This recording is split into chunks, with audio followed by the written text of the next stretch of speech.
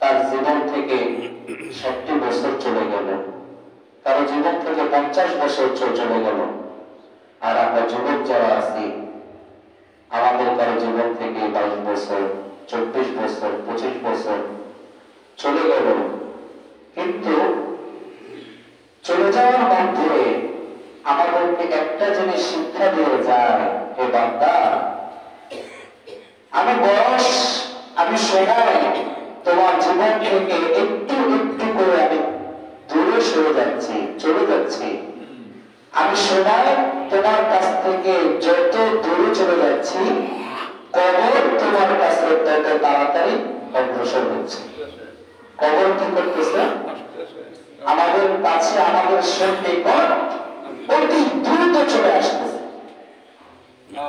একটাই মেসেজ বাবা, একটাই মেসেজ, সেটা হচ্ছে সময় আমাদেরকে জানিয়ে দেয়, আমি যেমন তোমাদের জন্য অপেক্ষা করি না, আমি যাতে কারোর জন্য বসে থাকি না, ঠিক তেমনি ভাবে জীবনের একটা পর্যায়ে হায়াতের জিন্দেগি যখন শেষ হয়ে যাবে, আমি সময় ধরে চলে আসতেছি, কবর আমাকে আবার দিচ্ছে দূরে যাওয়ার জন্য, আর কবর আমার জায়গাটা দখল করে দিতেছে আস্তে আস্তে তোমাদের কাছে আসার জন্য। যখন তোমরা মৃত্যুবরণ করবা, মৃত্যুবরণ করার সাথে সাথে তোমাদের যখন হিসাব কিতাব দেওয়া হবে, মুনকার নাকির যখন কবরের মধ্যে সওয়াল জবাব করবে, তখন কি উত্তরটা দিবা, ওই উত্তরটা একটু দুনিয়াতে থাকা অবস্থায় ঠিক করে নিও। কথা বলা ঠিক কিনা? আমাদেরকে সময় মেসেজ দিয়ে যায়, আমরা অনেকে খুশি 2024 সাল চলে যায়, 25 সাল আসতেছে, নতুন বছর। আমার যখন 25 চলে যাবে, আমার খুশি 26 সাল আসতেছে। তার ভাই, আপনি নতুন বছর পাইলে আপনি খুশি হইলেন, কিন্তু ওই যে আগের বছর যে আপনার কি মেসেজটা দিয়ে গেল, এই মেসেজটা কি একটা বারো চিন্তা করলেন না, মাথায় নিলেন না, যে আমার জীবন থেকে একটি বছর চলে যাওয়া মানে এই এক বছরে আমি আল্লাহর ইবাদত কতটুকু করতে পারবো? এক বছর আমি কয় ওয়াক্ত নামাজ কাজা করলাম, এক বছরে আমি কয়টা রোজা রাখতে পারলাম, এক বছরে আমি আল্লাহর হুকুম কতটুকু আদায় করতে পারলাম, এই চিন্তাটা তো আমরা একটা বারো করি। আমরা নতুন বছর আসলে কেউ কেউ নিউ ইয়ার পালন করি না। 31 ডিসেম্বর রাত্রে 12টা পর্যন্ত যুবকরা, যুবক যুবতী সবাই সজাগ, কেউ ঘুমায় না। মাও সন্তানের প্রতি খবর নেয়, আমার সন্তানটা কোথায় আছে। বিভিন্ন জায়গায়, বিভিন্ন ক্যাম্পাসে, বিভিন্ন হোটেলে, অফিসে, ঢাকা শহরের বিভিন্ন পার্কে এই নিউ ইয়ার নামে যে জেনা এবং বেবিচার আমার দেশে চলে, এই বেবিচার আমরাই আমাদের সন্তানকে রাস্তা করে দিচ্ছি। নিউ ইয়ার নামে কোন উদযাপন আছে? নতুন বছর আসছে, ভালো কথা। এবং এটাকে আপনি কেক কাটা, বেলুন ফুটায়া, বাজি ফুটায়া, অশ্লীলতা করে নামমাত্রার মাধ্যমে আপনি নতুন বছরটাকে আপনি লালন করতেছেন। এর দ্বারা বোঝা যায় যে আপনার মধ্যে কিয়ামতের ভয় কিন্তু পরিমাণ নাই, ঠিক কিনা? আমাদের মধ্যে যদি কিয়ামতের ভয় থাকতো, কবরের ভয় যদি থাকতো, তাহলে 31 ডিসেম্বর রাত্রে আমরা সেজদায় করে আল্লাহর কাছে কান্না করতাম, ইয়া রাব্বুল আলামিন, আমাকে আপনি একটা বছর হায়াত দিয়েছিলেন, এই একটা বছরের হায়াতে আমি কতটুকু আপনার কাছে যেতে পেরেছি, কতটুকু আপনার হুকুম আদায় করতে পেরেছি, আপনার কতটুকু আপনার আদেশ পালন করতে পেরেছি আল্লাহ আমি জানি না। যদি আমার মাধ্যমে কোনো হুকুম লঙ্ঘন হয়ে থাকে, আল্লাহ আপনি আমাকে মাফ করে দেন, আল্লাহ আপনি আমাকে মাফ করে দেন। এটাই তো ছিল মুসলমানের আত্মনাম, এটাই তো ছিল একজন মুসলিমের আত্মনাম, এটাই তো ছিল একজন মুসলিম পিতার আত্মনাম, এটা ছিল একজন মুসলিম যুবকের আত্মনাম, যুবতীর আত্মনাম। আর আজকে আমরা খ্রিস্টানদের কালচার আমাদের মধ্যে নিয়ে এসেছে। কথা বলে ঠিক কিনা? খ্রিস্টানরা কালচার লালন করতেছি, ওই বৌদ্ধ ইহুদি নাসারাদের নাস্তিকদের কালচার আমরা অবলম্বন করতেছি, ইংরেজদের কালচার আমরা অবলম্বন করতেছি, যার কারণে আমাদের বিবেক, আমাদের আকল, আমাদের ঈমান দিন যতই যাচ্ছে ততই আমরা আমলের দিক থেকে, ঈমানের দিক থেকে আমরা পিছিয়ে যাচ্ছি। এই জন্য ভাইরা আমার, নতুন বছর আসতেছে বলি আমরা আনন্দ উল্লাস উদযাপন করব, এটা ঠিক না। আপনি আনন্দ করেন, আপনি আল্লাহ তাআলার শুকরিয়ার মাধ্যমে আনন্দ করেন, আপনি আল্লাহর কাছে শুকরিয়া জ্ঞাপন করেন, আল্লাহ আপনি আমাকে 25 সাল পর্যন্ত হায়াত দিয়েছেন, আমার হায়াতটা আরো বৃদ্ধি করে দেন যেন আমি আপনার ইবাদত আরো বেশি করে করতে পারি। একটা শুকরিয়া আদায় করেন, আলহামদুলিল্লাহ বলেন। এইভাবে নাচ গানের মাধ্যমে তো আপনাকে একটি নিউ ইয়ার পালন করার জন্য বলা হয়। কথা বোঝা গেছে?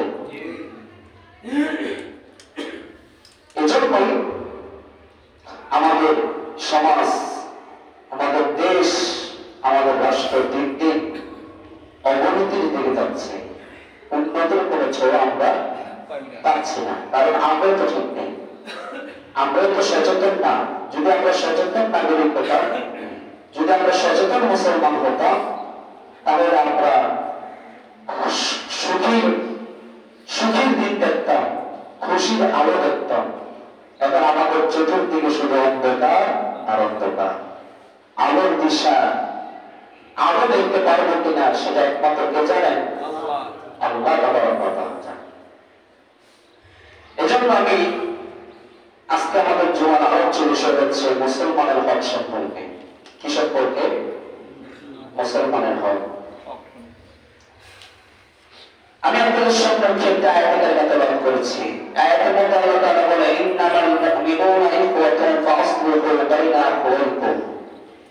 ইন্নামাল মুমিনুন, নিশ্চয়ই সকল মুমিন পরস্পর ভাই ভাই। পরস্পর কি? ভাই ভাই।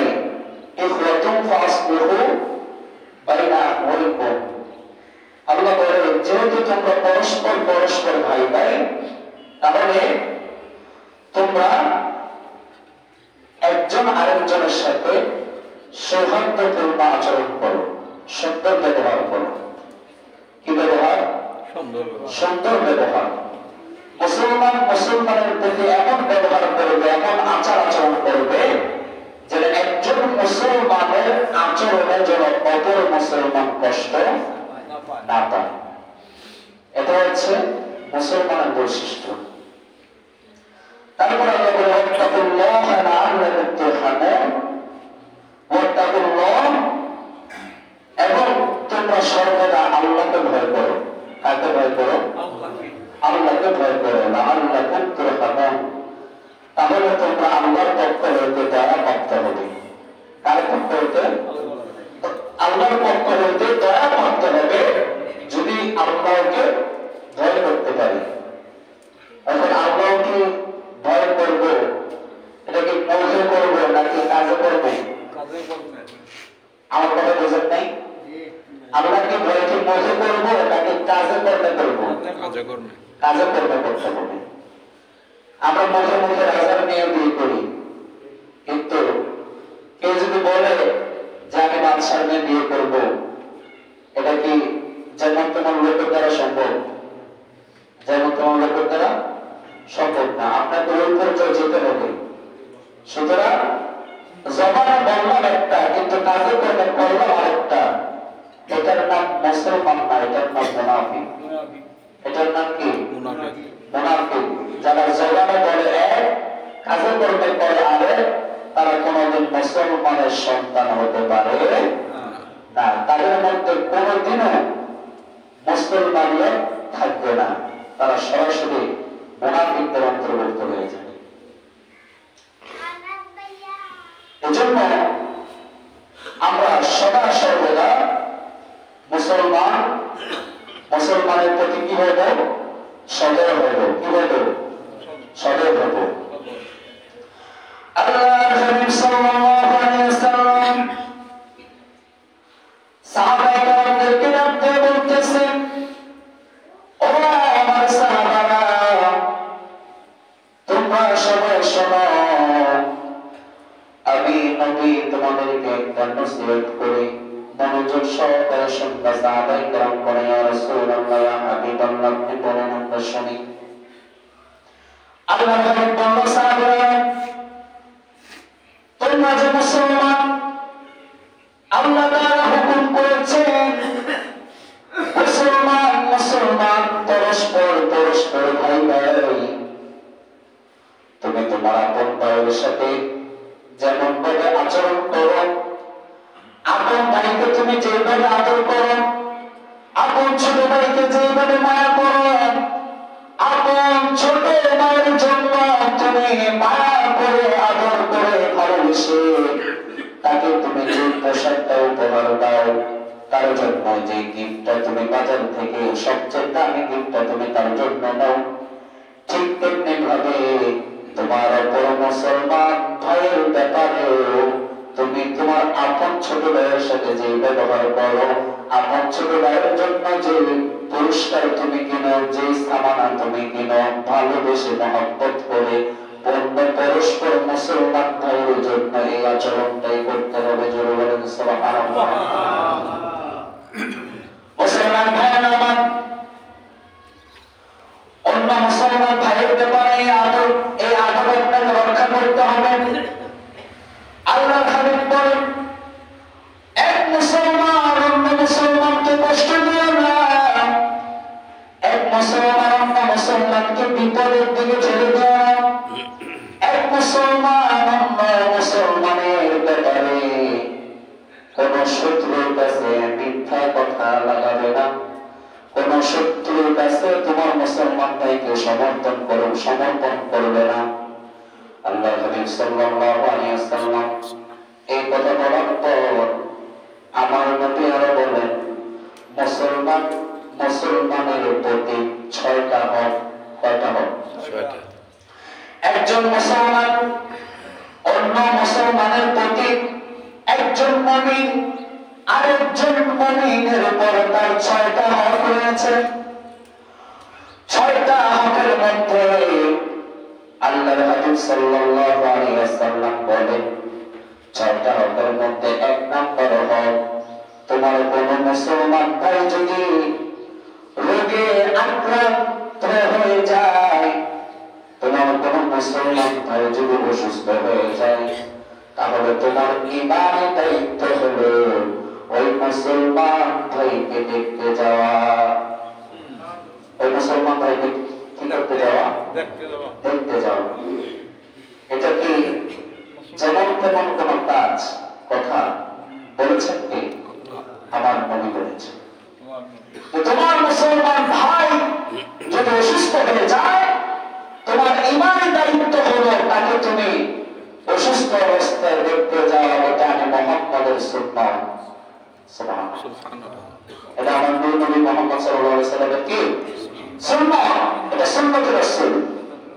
এখন আমাদের সমাজে এমন অবস্থা হয়েছে, অন্য মুসলমান ভাইকে দেখতে যাবে তো তার দূরের কথা, নিজের আপন ভাইয়ের সাথে অসুস্থ হয় আর ভাইয়ের সাথে যদি জায়গা জমি নিয়ে যদি একটু ঠেলাঠেলি লাগে, তাহলে ওই মনে করে সে মারা যায়, তাকে আমার কোনো যাওয়া আসে আছে না? নেই? আছে না এরকম? এখন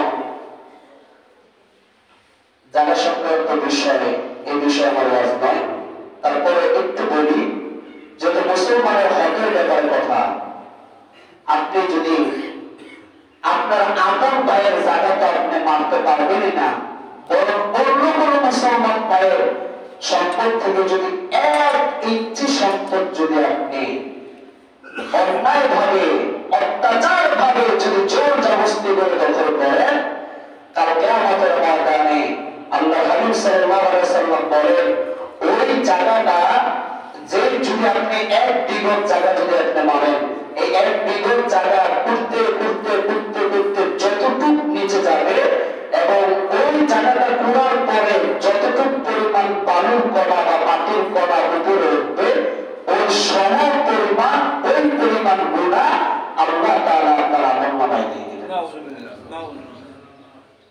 এখন বালুর কণাকে গুণে শেষ করা যাবে? মাটির কণাকে গুণে শেষ করা যাবে? শেষ করা যাবে না। এটা আপনার আপন ভাইয়ের বেলায় হোক আর আপনার পার্শ্ববর্তী মুসলমান ভাইয়ের বেলায় হোক, কারো সম্পদ কারো হক যদি আপনি অন্যায়ভাবে নষ্ট করেন, এই দুনিয়াতে আপনি পার পাবেন, কিন্তু কাল কিয়ামতের ময়দানে আল্লাহর দরবারে পার পাবেন না। হুকুম কার? আরো জোরে হুকুম কার? আল্লাহ। এই জন্য আল্লাহর হুকুম লঙ্ঘন করার কোন সাহস মুসলমানের নাই। আল্লাহ যেটা বলছে, আল্লাহর হুকুমের উপরে আমাদের অটুট থাকতে হবে। কথা বলেন ঠিক কিনা? মুসলমান ভাইরা আমার, 2 নম্বরে আল্লাহর হাবিব সাল্লাল্লাহু আলাইহি ওয়াসাল্লাম সাহাবায়ে কেরামদেরকে ডাক দিয়ে বলেন, ও সাহাবারা, 2 নম্বরে এক মুমিনের প্রতি আরেক মুমিনের 6টি হকের মধ্যে 2 নম্বর হলো, কোন মুসলমান ভাই যদি মৃত্যুবরণ করে তাহলে ওই মুসলমান ভাইয়ের মৃত্যুর জানাজায় অংশগ্রহণ করা। ওই মুসলমান ভাইয়ের মৃত্যুর জানাজায় কি করা? মৃত্যুর সংবাদ শোনার সাথে সাথে তার জানাজায় অংশগ্রহণ করা। আচ্ছা, জানাজায় অংশগ্রহণ করলে কি লাভ না লস? কতটুকু লাভ? কয়টা খরচ? জানাজায় অংশগ্রহণ করলে এত পরিমাণ সওয়াব আপনার আমলনামায় দিবে, তাহলে আমরা কেন অলসতা করি, কৃপণতা করি? আছে না নাই?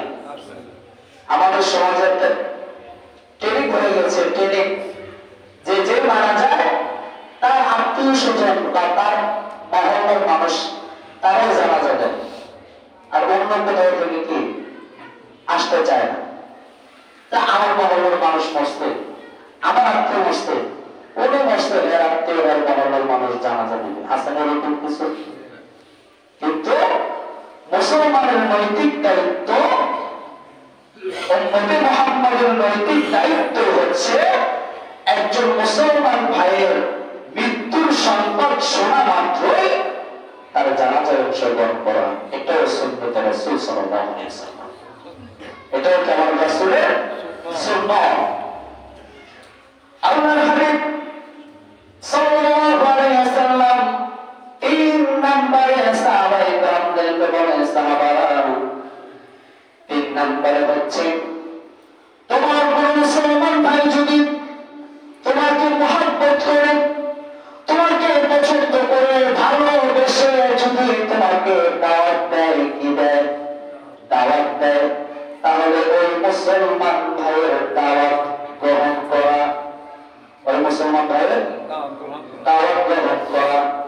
এখন আমরা যদি কারোর সাথে কারোর দ্বন্দ্ব থাকলে দাওয়াত দিলে গ্রহণ তো করি না, বরঞ্চ আরো আজে বাজে কথা শোনায় দিই। আছে না নেই? শোনায় না? বিশেষ করে এই খাইসিয়তটা আমাদের মাদের মধ্যে পাওয়া যায়, আমাদের মা, চাচি, মহিলাদের মধ্যে এই খাসিয়তটা বেশি পাওয়া যায়, ঠিক কিনা? এখন আপনাকে দাওয়াত দিতে আসছে আপনার চাচতো ভাই, আপনার সাথে ওর দ্বন্দ্ব। এখন আপনিও বাড়িতে নাই, সেও বাড়িতে নাই। এখন এক জাল আরেক জালের দাওয়াত দিতে গেছে। এখন দাওয়াত তো নেয় নাই, বরঞ্চ মহিলা ভাষা যা আছে আপডেট কিছু ভাষা বললে দিছে। আছে না? করে কিনা এমন? এখন এই যে কাজটা আপনি যদি না পারেন, তাহলে আদরের সাথে, ভাই আমার কাজ আছে, বা আমার এক জায়গায় প্রোগ্রাম আছে বা একটা কাজ আছে, আমি থাকতে পারবো, মানে দাওয়াত দিচ্ছেন, আলহামদুলিল্লাহ দাওয়াত পাইছি, আমি খুশি হয়েছি, দোয়া করি, যদি সম্ভব হয় যাব, সম্ভব না হলে যাব, বাস এতটুকুই, ঠিক কিনা? আর যদি আপনি দাওয়াত গ্রহণ করেন, আর যদি আপনাদের সম্ভব হয় যাওয়ার, সাধ্যের গুণানোর পরে যদি না যান, তাহলে আপনি গুণাগার হবেন। পারেন দাওয়াতে যাইতে, যদি না যান তাহলে আপনি কি ওই যে ওয়াদা খেলাফ করলেন, ওয়াদা দিয়া ওয়াদা খেলাফ করা কি মুনাফিকের আলামত, ওয়াদা দিয়া ওয়াদা খেলাফ করা মুনাফিকের আলামত। তো জন্য যাকে যে ওয়াদা দিবেন পালন চেষ্টা করবেন জীবন থাকতে যেন ওয়াদা মিস না হয়। আপনি নিয়ত করবেন কবুল করার মালিককে আল্লাহ। 4 নম্বরে আল্লাহ সাল্লাল্লাহু আলাইহি ওয়াসাল্লাম সাহাবায়ে কেরামদেরকে বলল, সাহাবারা 4 নম্বরে হয়েছে তোমার মুসলমান ভাই কারো সাথে যদি তোমার রাস্তা ঘাটের মধ্যে দেখা হয়ে যায় তাহলে মুসলমান পরস্পরকে সালাম বিনিময় করা, কি করা? সালাম বিনিময় করা। সালাম দিলে লাভ নামাজ, সালাম দিলে কয় নাকি? সালাম দিলে কয় নাকি? 90 নাকি, আর উত্তর দিলে 10 নাকি। এবার আমরা অনেকে মুখ ধরে বলতে আমার তো দিব, আমি দেবো দেখতাম আছে না এমন? হ্যাঁ, মুখ ধরে বলতে আমি এলাকার প্রভাবশালী, আমি অনেক, আমি তমুক, আমি কেন সালাম দেবো? আমার কিন্তু মানুষ সালাম দেবেন আছে না এরকম কিছু লোক? আপনার লস হয়, যে সালাম দেয় সে তো 90 নাকি পাচ্ছে, আপনার উত্তরটা নিলে আপনি 10 নাকি পাইবেন। তা আপনি উনি একটা সালাম দিলে 90 নাকি, আর আপনি 9টা সালামের উত্তর নিয়ে এক সালামের কি করতে পারবেন? সমানে যাইতে পারবেন। এদেরকে আপনার লইলে লাভ হবো না দিলে লাভ হবো? কথা বলেন, সালাম দিলে লাভ নাকি দিলে লাভ? দিলে লাভ। দিলে লাভ। আপনি সালামের উত্তর নিলে 9টার উত্তর নিলে আপনি একটা সালামের সবের কাছাকাছি আপনি যাইতে পারবেন। আর আপনি 9টা নিতে নিতে এই লোকে আরো কয়েকজন দিয়ে নেবো, হিসাব আছে তো। হ্যাঁ, সালামের সওয়াব আর আপনার সওয়াব একটা করে করলে আকাশ পাতাল ব্যবধান হবে কিনা? তো এই জন্য সাহাবায়ে কেরামদের মধ্যে একটা প্রতিযোগিতা ছিল, কে কার আগে সালাম দিবে, ঠিক কিনা? কে কার আগে সালাম দিবে, এরকম একটা প্রতিযোগিতা আমাদের মধ্যে থাকতে হবে। সালামের মধ্যে কে ইমাম, কে মুসল্লি, কে নেতা, কে খেতা, এইসব চিন্তা করা যাবে না। যাকেই দেখবো নবীজি সাল্লাল্লাহু আলাইহি ওয়াসাল্লাম একটা ছোট বাচ্চাকে দেখলে সালাম দিতেন। ছোট বাচ্চাকে দেখলে কি করতেন? সালাম দিতেন, কৌশল বিনিময় করতেন। এটাই আমার নবীর সুন্নাত। আর আমরা মধ্যে এমন সালামের সময়টা এনে বলে থাকি বা দিলে উত্তর পরে বলছিলাম যদি জিজ্ঞা ভালো আছেন তারপরে আমরা কথা বলি, ঠিক কিনা? এরকম আচরণ মুসলমানের হতে পারে না। এজন্য সালামের ব্যাপারে আমাদের কি থাকতে হবে? প্রতিযোগিতা থাকতে হবে, যেন আমার মধ্যে এই জিনিসটা লালন করতে হবে যেন আমার আগে কেউ সালাম দিতে না পারে, আমার আগে কেউ সালাম দিতে না পারে। এখন আপনি যদি সবাইকে সালাম দেন, সালাম দেওয়ার সময় আপনার শত্রুকে আপনি সালাম দিবেন, আপনার বন্ধুকে আপনি সালাম দিবেন। যদি আপনার শত্রুকে আপনি সালাম দেন তাহলে 1 দিন 2 দিন 3 দিনের বেলায় তার সাথে আপনার শত্রুতা থাকবে না। সালাম একটা দোয়া। এজন্য এই সুন্নতটা আমার নবী আমাদেরকে শিখিয়ে দিয়েছেন। তারপরে 5 নম্বরে আল্লাহ হাবিব সাল্লাল্লাহু আলাইহি ওয়াসাল্লাম বলেন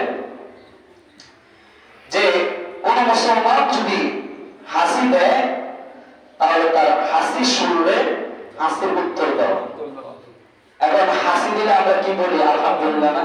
এই আলহামদুলিল্লাহটা যদি করবো কেউ শোনে তাহলে তার পরিবর্তে উত্তর দেয় ইয়ারহামুকাল্লাহ। কি ইয়ারহামুকাল্লাহ? হাসির উত্তর দেওয়া, হাসির শব্দে উত্তর দেয়, ওটাও নবীজির সুন্নাত।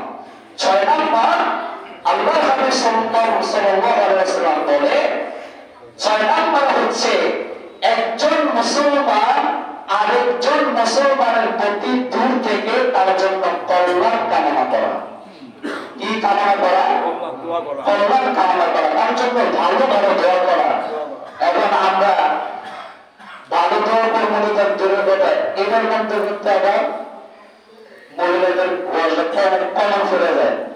মহিলাদের তো কারো সাথে ভালো দোয়া করে না, ভালো দোয়া যদি একটু ঝগড়া হয় আল্লাহ তাআলা দেখছে, আল্লাহ তাআলা বিচার করবো, হ্যাঁ তুই অমক তুই তমক, আল্লাহ তাআলা চাইবো আল্লাহ এত এত মানুষ ধরে আমার এখানে দেখো না, আমার লগে জুলুম করছে, আছে না নাই? কথা বলে না, আছে না নাই? আমি আমার মায়েদেরকে বলবো এই সমস্ত অশ্লীল বদয়া থেকে যেন আল্লাহ পাক আমাদের সকলকে হেফাজত করে, শয়তানের ওয়াসওয়াসা থেকে যেন আল্লাহ পাক আমাদেরকে হেফাজত করে। 6 নম্বর হচ্ছে একজন মুসলমান নর এবং নারী উভয়ের জন্য কল্যাণের দোয়া করবে, ভালো দোয়া করবে। যেন আমরা দোয়া করবো আল্লাহ আমার এই মুসলমান ভাইকে আল্লাহ আপনি সুখে রাখেন, শান্তিতে রাখেন, সে একটা বিপদে আছে আল্লাহ আপনি তাকে বিপদ থেকে উদ্ধার করে দেন। এই ভালো ভালো দোয়াগুলো আমরা মুসলমানের জন্য কি করবো? করবো। এই 6টা হয় একজন মুমিন আরেকজন মুমিনের কর্তব্য। এজন্য এই 6টা আমরা পালন করতে পারবো তো ইনশাআল্লাহ? আরো যেন পারবো তো ইনশাআল্লাহ?